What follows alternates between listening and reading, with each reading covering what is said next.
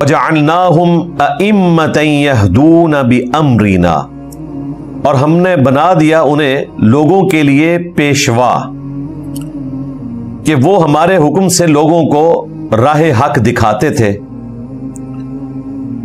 وَأَوْحَيْنَا إِلَيْهِمْ فِعْلَ الْخَيْرَاتِ، اور ہم نے ان کی طرف وحی بھیجی کہ نیک اعمال اختیار کیے جائیں۔ وَإِقَامَ الصَّلَاةِ، اور نماز کو قائم کریں۔ وَإِيتَاءَ الزَّكَاةِ، اور زکوٰۃ دیں۔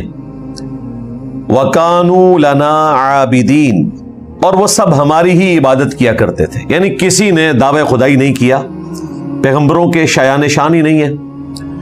اگر ان کے ماننے والے ان کی طرف کوئی ایسا عقیدہ منسوب کرتے ہیں تو وہ ان کی خرابی ہے۔ انبیاء تو اللہ کی عبادت کرنے والے ہوتے ہیں اور لوگوں کو گاڈ اورینٹڈ کرتے ہیں۔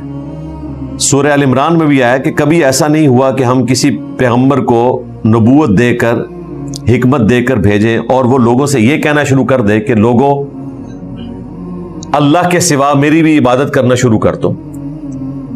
کبھی ایسا نہیں ہوگا، بلکہ وہ ہمیشہ یہ تعلیم دیں گے کونوا ربانیین، اللہ والے بن جاؤ، رب والے بن جاؤ۔ یہاں پر بھی وہی بات ہے کہ وہ ہمارے حکم سے لوگوں کو ہماری طرف بلاتے تھے اور ہم نے ان کو وحی کی کہ لوگوں کو، اور خود بھی اس پر عمل کریں، وہ نیک اعمال کے اوپر استقامت اختیار کریں۔ فعل الخیرات، دیکھیں یہ وہی الفاظ ہیں جو جامعہ ترمذی میں نبی علیہ السلام کو جب اللہ تعالیٰ کی خواب میں زیارت ہوئی تو حدیث شریف میں جو دعا ہے، اللہم انی اسألک فعل الخیرات، میں تجھ سے سوال کرتا ہوں تمام نیک اعمال کی کہ میں وہ اختیار کروں۔ وَإِقَامَ الصَّلَاةِ، اور نماز قائم کرنا، ظاہر ہے یہ تو بنیاد ہے دین کی، اور اس کے بعد لوگوں کے ساتھ ہمدردی، یعنی اتنی محنت سے کمایا ہوا مال اللہ تعالیٰ کی رضا کی خاطر لوگوں پر خرچ کیا جائے، یہ ان کے اندر خاصیت ہوا کرتی تھی اور وہ ہماری ہی عبادت کیا کرتے تھے۔ وَلُوطًا آتَيْنَاهُ حُكْمًا وَعِلْمًا، اور لوط علیہ السلام کو بھی ہم نے حکم عطا فرمایا تھا اور علم بھی عطا فرمایا تھا۔ وَنَجَّيْنَاهُ مِنَ الْقَرْيَةِ الَّتِي كَانَتْ تَعْمَلُ الْخَبَائِثَ، اور ہم نے ان کو نجات دے دی اس بستی سے کہ جس کے باشندے بہت ہی گندا کام کیا کرتے تھے۔ ظاہر ہے وہ مرد کے ساتھ برائی کا معاملہ کرتے تھے، اور لوط علیہ السلام کی قوم کا یہ تفصیلی ذکر جو ہے وہ 4 مقامات پہ آیا ہے، سورہ ہود کے اندر، سورۃ الاعراف کے اندر، سورہ الذاریات کے اندر اور سورۃ الحجر میں۔ اس کے علاوہ بھی 4 مزید مقامات ہیں، ان میں سے ایک یہ سورۃ الانبیاء ہے، سورۃ القمر کے اندر بھی ذکر آیا، باقی سورتوں کے اندر بھی، لیکن وہ 4 مقامات جو ہیں وہ تفصیلاً ہیں۔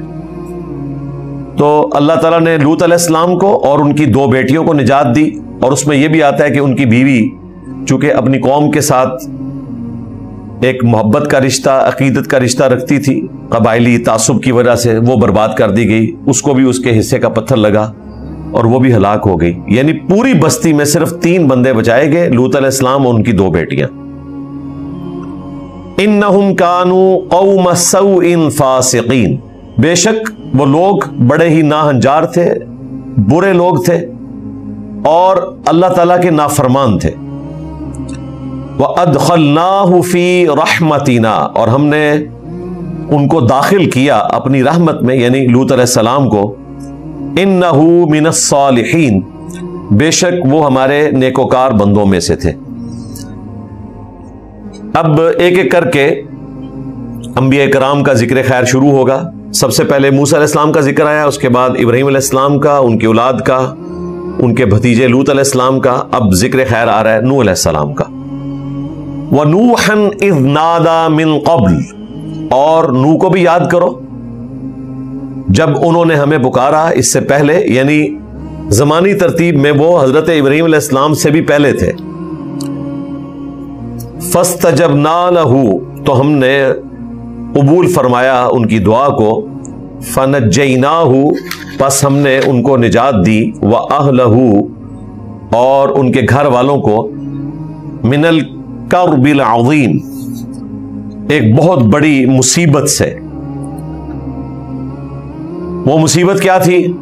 نافرمانی کرنے کے سبب طوفان آیا اور ان کی قوم برباد کی گئی، صرف 78 لوگ بچائے گئے، ان میں بھی میجورٹی ان کے گھر والے لوگ تھے۔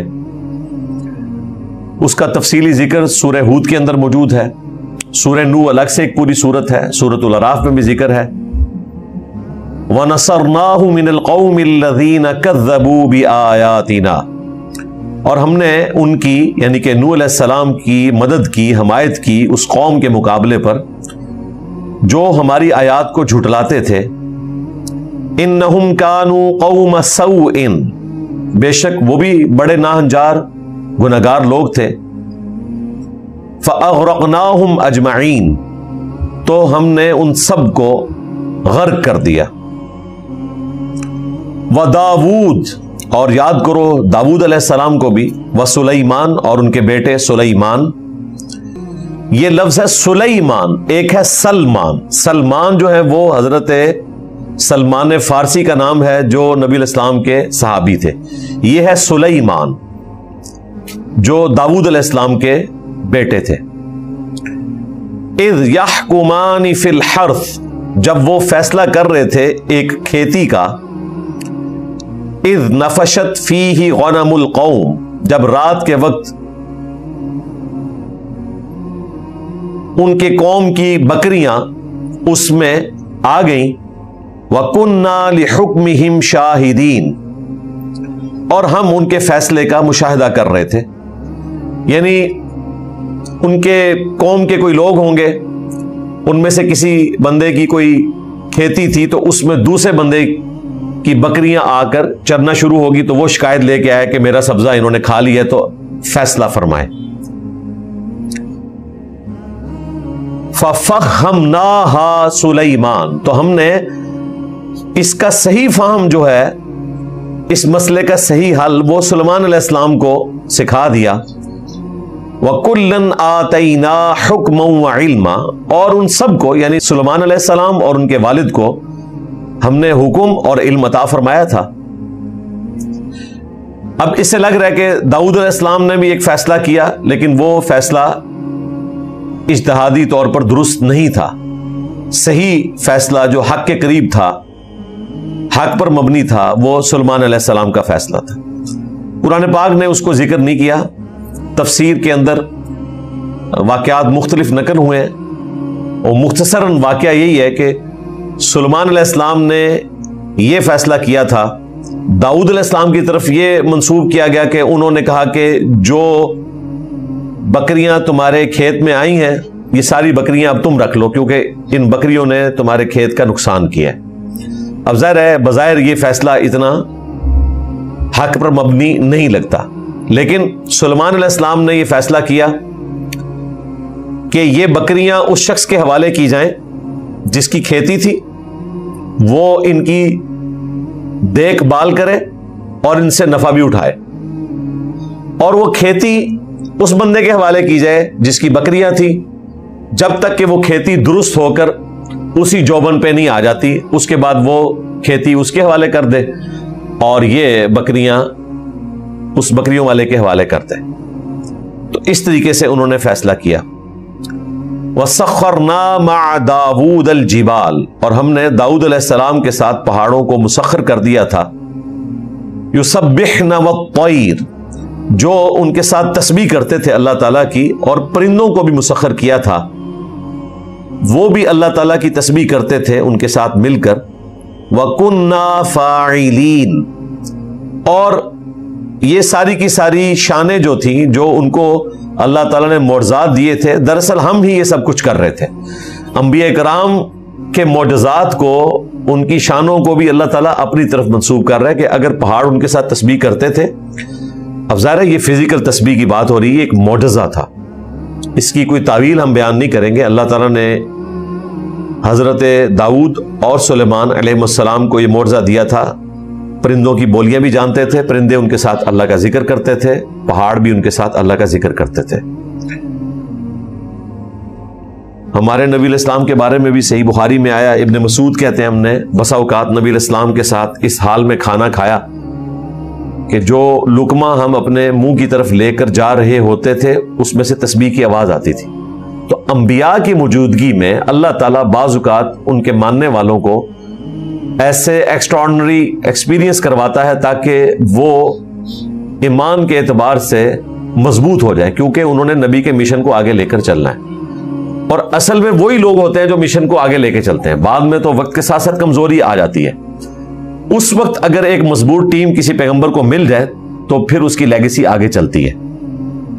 تو اللہ تعالیٰ کہہ رہا ہے کہ انبیاء کرام کو جو یہ معجزات ملے تھے سب کچھ ہم ہی کرنے والے تھے۔ وَعَلَّمْنَاهُ صَنْعَةَ لَبُوسٍ، اور ہم نے داؤد علیہ السلام کو لباس بنانے کی صنعت، اس کا ہنر سکھا دیا تھا، لکم تمہارے لیے، تمہارے فائدے کے لیے، لِتُحْصِنَكُم مِّن بَأْسِكُم تاکہ وہ بچائیں تمہیں تکلیف کے وقت میں، جنگ کے دوران، یعنی ان کو زرہ بنانے کا فن سکھا دیا تھا۔ ایک دوسری جگہ آتا ہے کہ داؤد علیہ السلام کے لیے ہم نے لوہا نرم کر دیا، یعنی ایک معجزہ تھا کہ وہ لوہے کو ہاتھ ڈالتے تھے تو وہ زیرہ میں کنورٹ ہو جاتا تھا بغیر گرم کیے۔ اور عین ممکن ہے کہ ایسا ہو کہ ان کو طریقہ سکھایا گیا، دونوں معنی درست ہو سکتے ہیں، معجزے کے طور پر معنی تو لوہا نرم بھی ہو سکتا ہے۔ فَهَلْ أَنْتُمْ شَاكِرُونَ، تو کیا تم اس احسان کا شکر ادا کرو گے؟ بنی اسرائیل کو کہا جا رہا ہے۔ اب سلیمان علیہ السلام جو ان کے بیٹے تھے ان کو کیا شان ملی تھی؟ وَلِسُلَيْمَانَ الرِّيحَ عَاصِفَةً، اور سلیمان علیہ السلام کے لیے ہم نے تیز ہوا مسخر کر دی تھی، تابع فرمان ہو گئی تھی ان کی، تجری بِأَمْرِهِ، جو چلتی تھی ان کے حکم سے، اور ظاہر ان کے تخت کو لے کر اڑتی تھی۔ اس زمانے میں تو یہ ایک بہت بڑی معجزانہ چیز تھی، آج بھی ہے، انجن کے بغیر تو آج بھی آپ نہیں کسی ہوائی جہاز کو اڑا سکتے، لیکن اس زمانے میں بغیر انجن کے صرف ہوا کے زور کے اوپر ان کی مرضی سے ایک ایک مہینے کی مسافت کا طے کرنا اتنے وزنی تخت کا، یہ معجزہ ہی ہے، کیونکہ بوائنسی کی فورس اتنی نہیں ہے کہ اتنے بڑے تخت کو اٹھایا جا سکے جب تک کہ انجن نہ لگے ہوں۔ تو انجن تو نہیں تھے، اللہ تعالیٰ نے مسخر کر دیا تھا ہوا کو ان کے لیے، وہ ان کے لیے تیز چلتی تھی ان کے تخت کو لے کر، إِلَى الْأَرْضِ الَّتِي بَارَكْنَا فِيهَا، اس سرزمین کی طرف جس میں ہم نے برکت رکھی تھی، یعنی سرزمین شام۔ وَكُنَّا بِكُلِّ شَيْءٍ عَالِمِينَ، اور ہم ہر چیز کو خوب جاننے والے تھے، یہ سب کچھ ہمارے علم سے ہو رہا تھا۔ دوسری جگہ آتا ہے کہ ان کی صبح کی مسافت جو ہے 1 مہینے کے برابر ہوتی تھی، اور شام کی مسافت بھی 1 مہینے کے برابر، اتنا لمبا سفر وہ طے کر لیتے تھے ایک دن کے اندر۔ وَمِنَ الشَّيَاطِينِ، اور شیاطین میں سے بھی مسخر کر دیے تھے ان کے لیے جنات، مَن يَغُوصُونَ لَهُ، جو ان کے لیے غوطے لگاتے تھے سمندروں میں، وَيَعْمَلُونَ عَمَلًا دُونَ ذَلِكَ، اور وہ ان کے لیے اور بھی کام کیا کرتے تھے۔ دوسرے کام ذکر ہوئے کہ وہ غوطے لگا کر موتی نکالا کرتے تھے، ان کے لیے بڑی بڑی تمثیلیں بنایا کرتے تھے، ایون ہیکل سلیمانی جس کی آج ایک دیوار باقی رہ گئی ہے، کسی زمانے میں جب یہ بنایا گیا تھا تو جنات کے ذریعے بنایا گیا اور وہ ابھی کمپلیٹ نہیں ہوا تھا۔ حضرت سلیمان علیہ السلام ایک لاٹھی کے سہارے یوں بیٹھ گئے، اسی دوران ان کی موت واقع ہو گئی، اور دیمک نے جب ان کی لاٹھی کو چاٹا اور وہ لاٹھی ٹوٹی اور آپ کا جسم اقدس نیچے آیا، تو جنات کو پتا چلا کہ حضرت سلیمان علیہ السلام فوت ہو چکے ہیں۔ اور اللہ تعالیٰ فرماتا ہے یہ ذلت ہم نے اس لیے ان کے لیے کروائی تاکہ لوگوں کو پتا چل جائے کہ جنات کے پاس علم غیب والا معاملہ نہیں ہے۔ تھوڑی ذلت ہے کہ سلیمان علیہ السلام فوت ہو چکے ہیں اور وہ مسلسل چونکہ ان کے ڈر کی وجہ سے کام کرتے تھے، وہ ہیکل سلیمانی کو تعمیر کرتے رہے. جیسے ہی انہیں پتا چلا اسی وقت وہ وہاں سے بھاگ گئے, آزاد ہو گئے. اس وقت تک ہیکل سلیمانی کمپلیٹ ہو چکا تھا. تو اللہ تعالیٰ فرما رہا ہے یہ ساری شانیں ہم نے عطا کی تھیں سلیمان علیہ السلام کو. وَكُنَّا لَهُمْ حَافِظِينَ, اور ہم ہی ان کے نگہبان تھے, ہم ہی ان کی حفاظت کرنے والے تھے. ظاہر ہے انسان سے بڑھ کر طاقتیں شیاطین کے پاس ہیں, جنات کے پاس ہیں. تو ایک انسان کے انڈر جنات کام کر رہے ہیں, تو یہ اللہ تعالیٰ نے ایک غیر معمولی حفاظت کا معاملہ سلیمان علیہ السلام کے لیے کیا تھا. اب سیدنا ایوب علیہ السلام کا ذکر خیر آ رہا ہے. وہ ایوب, اور یاد کرو ایوب کو, اذ نادا ربہ, جب انہوں نے اپنے رب کو پکارا, انی مسنی الضر, کہ اے میرے رب مجھے پہنچی ہے سخت تکلیف, وانت ارحم الراحمین, اور تو ہی رحم فرمانے والا ہے. اب انہیں تکلیف کیا پہنچی تھی وہ قرآن پاک میں اشارتاً رپورٹ ہوئی ہے اگلی آیات کے اندر, جس میں تکلیف دور ہونے کا ذکر ہے. اسرائیلی روایتوں میں ملتا ہے کہ اللہ تعالیٰ نے ان پہ اتنی بڑی آزمائش بھیجی کہ ان کے سارے بچے فوت ہو گئے, ساری بیویاں فوت ہو گئیں, ان کا مال جاتا رہا. دیکھیں یہ میں حضرت ایوب علیہ السلام کے بارے میں جب پڑھتا ہوں تو میں کہتا ہوں یار یہ تو آخری درجے میں کسی شخص کو آزمایا جا سکتا ہے کہ اس کا سب کچھ ختم ہو جائے, اور اس کے بعد بھی وہ اپنے رب کے حضور ہی اس تکلیف کا اظہار کر رہا ہے کہ مجھے تکلیف پہنچی ہے, گلہ شکوہ نہیں کر رہا, تکلیف پہنچی ہے اور تو بہتر رحم فرمانے والا ہے, تو رحم فرما تو میری تکلیف دور بھی ہو سکتی ہے. تو اللہ تعالیٰ فرما رہا ہے فاستجبنا لہ, تو ہم نے ان کی دعا قبول کر لی. فکشفنا ما بہ من ضر, اور ہم نے دور کر دی جو انہیں تکلیف پہنچی تھی. وآتیناہ اہلہ ومثلہم معہم, اور ہم نے ان کو ان کے گھر والے عطا کر دیے, یعنی بیوی بچے, اور ڈبل دیے, جتنے پہلے تھے اتنے ہی اور دے دیے. رحمتا من عندنا, اور یہ رحمت تھی خاص ہماری طرف سے. وذکری للعابدین, اور یہ نصیحت بھی تھی اللہ کے عبادت گزار بندوں کے لیے, یعنی مستقبل میں ان لوگوں کے لیے جو گاڈ اورینٹڈ ہیں. یہ ایک نصیحت تھی کہ ایسا بھی ہو جاتا ہے اللہ تعالیٰ سب کچھ چھین کے عطا بھی فرما دیتا ہے, نہ بھی عطا کرے تب بھی آخرت میں تو ملنے والا ہے. تو یہ ایک بہت بڑی مثال حضرت ایوب علیہ السلام کی دعا یہاں پر موجود ہے. یہ چھوٹی سی دعا ہے. اب اسے دعا کی فارم میں اگر آپ پڑھیں گے تو اللہم انی مسنی الضر وانت ارحم الراحمین, اس طرح کر کے آپ اس کو پڑھیں گے, یا ربی کے ساتھ پڑھیں گے. پھر آپ انی نہیں پڑھیں گے, انی, بے شک مجھے تکلیف پہنچی ہے اور تو ہی سب سے بڑھ کر رحم فرمانے والا ہے. تو یہ دعا مشکل اور پریشانی میں ایک ایسی دعا ہے جو حضرت ایوب علیہ السلام کی رپورٹ ہوئی, اور پیغمبروں کی دعائیں جو ہیں وہ پرفیکٹ دعائیں ہیں. وَإِسْمَاعِيل, اور اسماعیل علیہ السلام کو بھی یاد کرو, جو حضرت ابراہیم علیہ السلام کے دوسرے بیٹے تھے, جن کی نسل سے قریش ہوئے, اور ان میں بنو ہاشم, اور پھر ان میں آخری پیغمبر آئے محمد رسول اللہ صلی اللہ علیہ وآلہ وسلم. وَإِدْرِيس, اور ادریس علیہ السلام کو. ادریس علیہ السلام کا زمانہ جو ہے یہ حضرت نوح علیہ السلام سے بھی پہلے کا ہے. آدم علیہ السلام اور نوح علیہ السلام کے درمیان کا زمانہ ہے.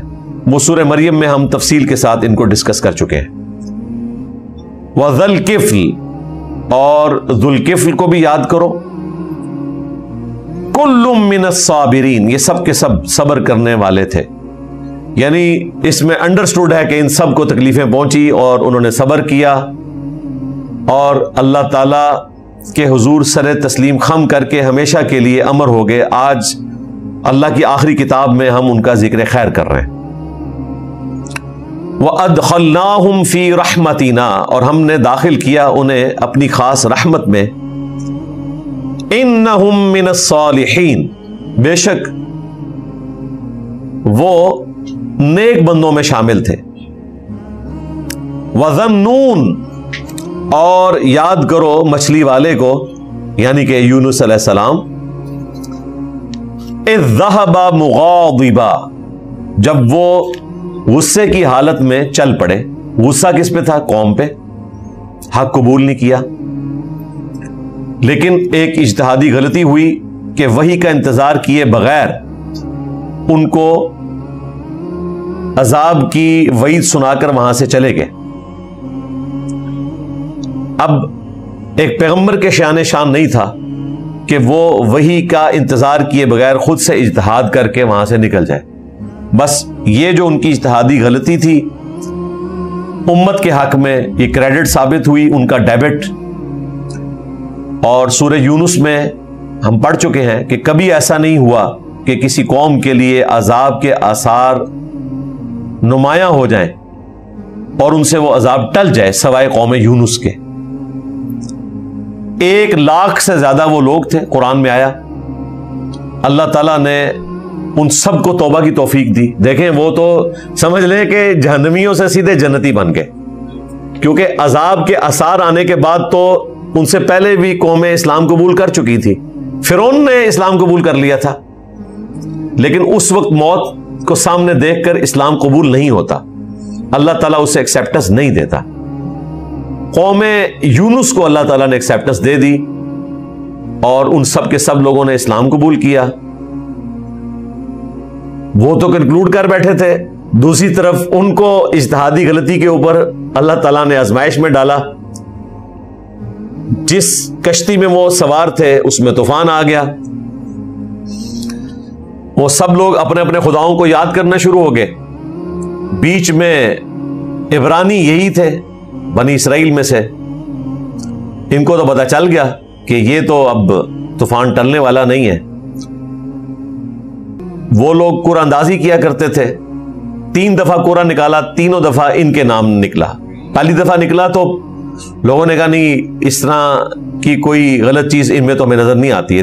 3 दफा जब कुरान उनके नाम पे निकला तो यूनुस अलैहिस्सलाम ने कहा मुझे ही तुम अब समुद्र में डालोगे तो ही इस कश्ती को निजात मिलेगी, क्योंकि जाहिर है कि मैं अपने रब की वही का इंतजार किए बगैर निकला हूं।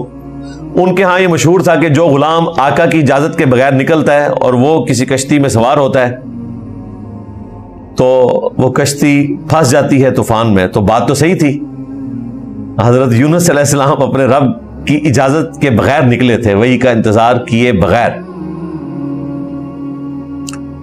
फिर एक मछली ने उन्हें निगल लिया और ये मुर्जाना तौर पर हुआ, वरना वेल मछली अगर आपको निकल ले तो दूसरी तरफ से तो कुछ भी नहीं सलामत रहेगा। जितना बड़ा उसका मैदा है और जितना उसमें तेजाब है, ये मुर्जाना तौर पर हुआ। अल्लाह ताला ने उनको निजात दी। वो तफसील हमें बाइबल में मिलती है कि बाइबल से मुराद मैं तौरात की बात कर रहा हूं, यानी तौरात नहीं, यानी वो जो कंबाइंड है। 3 दिन और 3 रात तक वो मछली के पेट में रहे।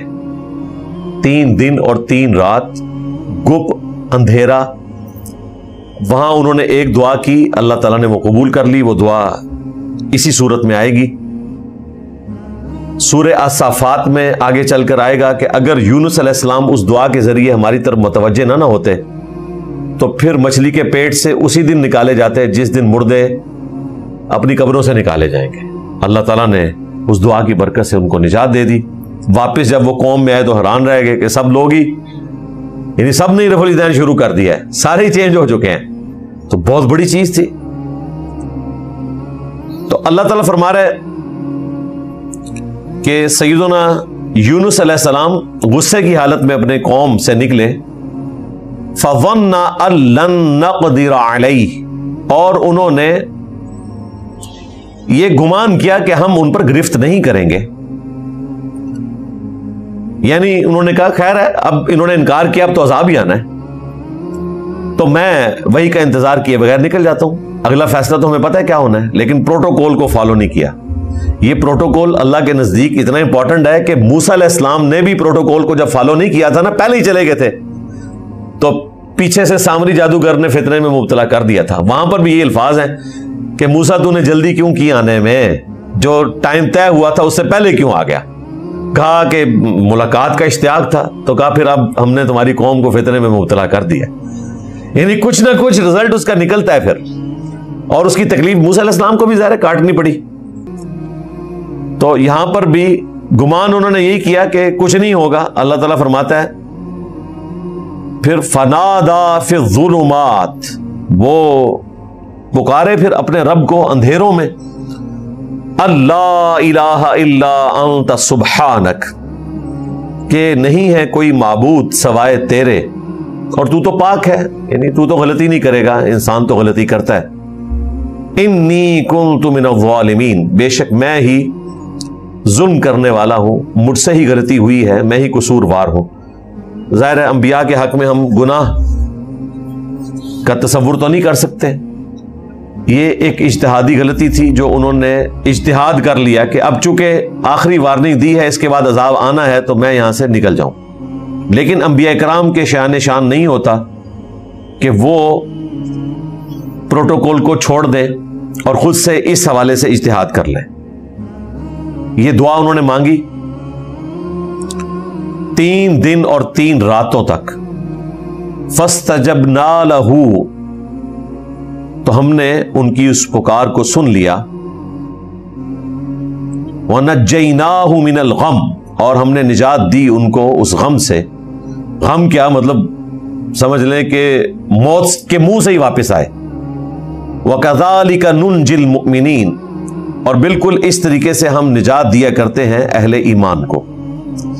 اس میں ہلکا سا اشارہ تھا کہ یونس علیہ السلام نے جتنی کمٹمنٹ کے ساتھ اللہ کے حضور دعا کی اور ان کی دعا کی برکت سے اللہ تبارک و تعالیٰ نے انہیں نجات دی، اگر اسی کمٹمنٹ کے ساتھ کوئی بھی اہل ایمان میں سے اللہ کی طرف رجوع لائے تو ہم اسے بھی نجات دیں گے۔ وَكَذَلِكَ نُنْجِي الْمُؤْمِنِينَ، یعنی یہ دعا خاص یونس علیہ السلام تک نہیں ہے، اس کی برکات ہمیشہ رہیں گی۔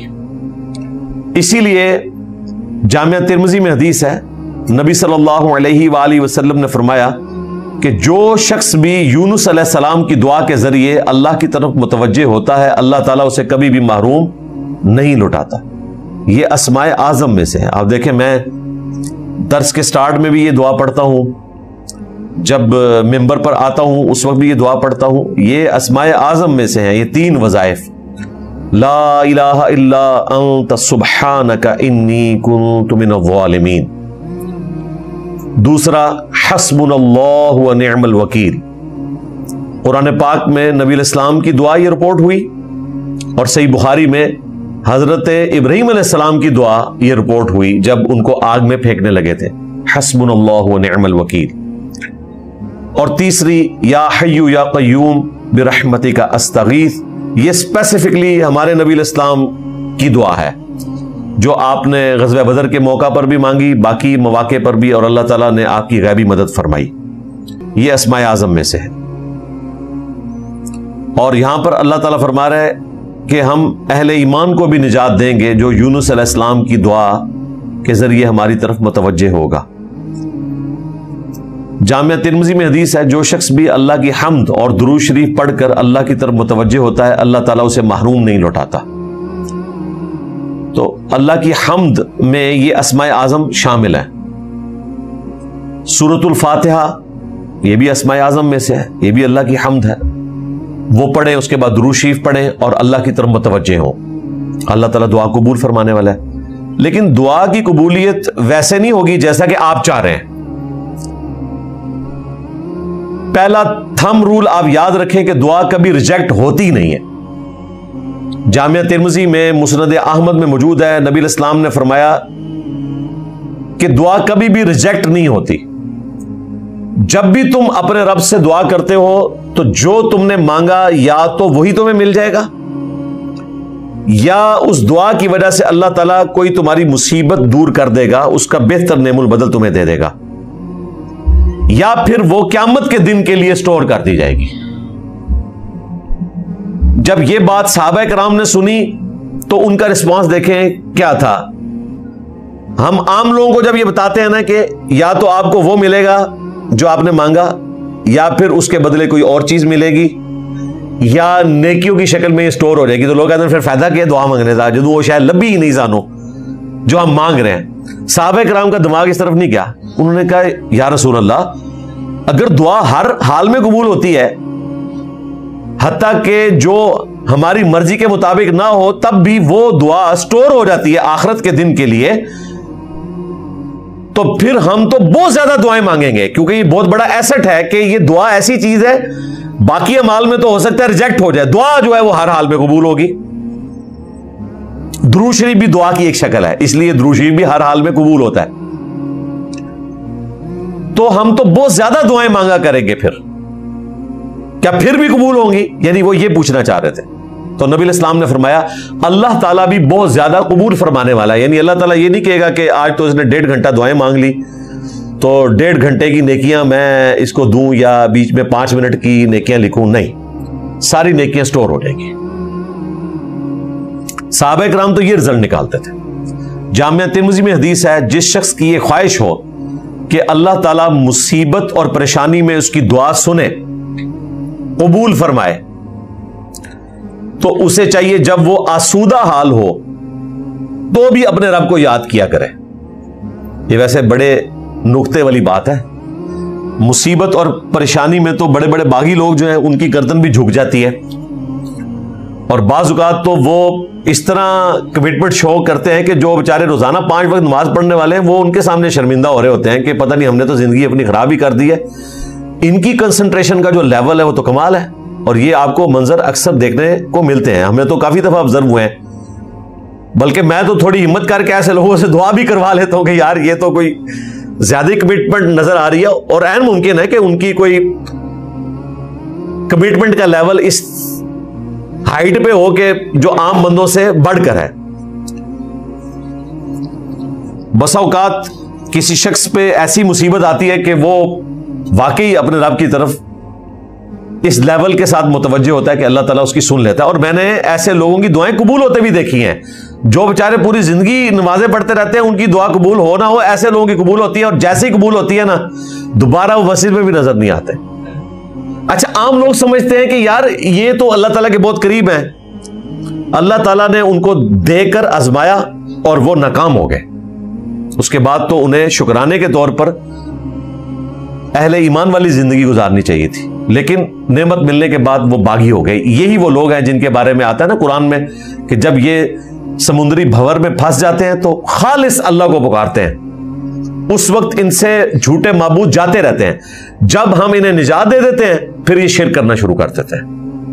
یہاں پر بھی یہی ہوتا ہے, اللہ سے مانگتے ہیں اور جب ملتا ہے تو کبھی کسی بزرگ کی طرف منسوخ کر دیتے ہیں, کبھی کسی درگاہ کی طرف منسوخ کر دیتے ہیں, اللہ کی طرف اسے منسوخ کرتے ہوئے انہیں شرم آتی ہے. تو دعا ہر حال میں قبول ہونی ہے, اور وہ لوگ جو عام حالت میں دعائیں مانگتے ہیں اللہ تعالیٰ مصیبت اور پریشانی میں بھی ان کی دعاؤں کو سنتا ہے.